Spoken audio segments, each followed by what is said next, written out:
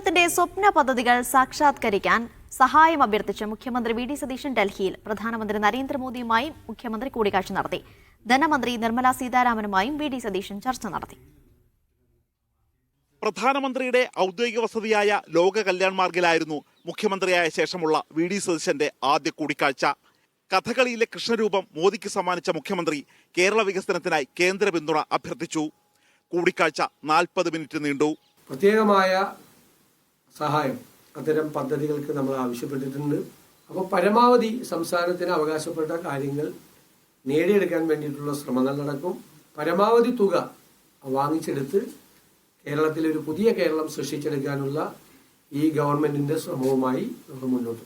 കടമെടുപ്പ് പരിധി നിശ്ചയിക്കുമ്പോൾ ചില കാര്യങ്ങൾ ഒഴിവാക്കണമെന്ന് ധനകാര്യമന്ത്രി നിർമ്മല സീതാരാമനോട് വി ഡി സതീശൻ അഭ്യർത്ഥിച്ചു. ദേശീയപാതക്കായി ഭൂമി ഏറ്റെടുത്ത് നൽകുന്നതിലടക്കം വൻ തുകയാണ് കേരളം ചെലവഴിക്കുന്നത്. മറ്റൊരു സംസ്ഥാനത്തിനും ഇല്ലാത്ത ബാധ്യതയാണിത്. ഇക്കാര്യത്തിൽ കേന്ദ്രം ഉദാര നിലപാട് സ്വീകരിക്കണമെന്നാണ് ആവശ്യം. PM ശ്രീയിൽ ഒപ്പിട്ട സ്ഥിതിക്ക് തുടർ നടപടി നിയമവിദഗ്ധരുമായി കൂടിയാലോചിക്കും. വിദേശത്തായതിനാൽ സത്യപ്രതിജ്ഞ ചടങ്ങിൽ പങ്കെടുക്കാതിരുന്ന ശശി തരൂരിനെ വസതിയിൽ വി ഡി സതീശൻ സന്ദർശിച്ചു. ആഭ്യന്തരമന്ത്രി അമിത്ഷായുമായി മുഖ്യമന്ത്രി നാളെ കൂടിക്കാഴ്ച നടത്തും. മീഡിയ 1 ഡൽഹി.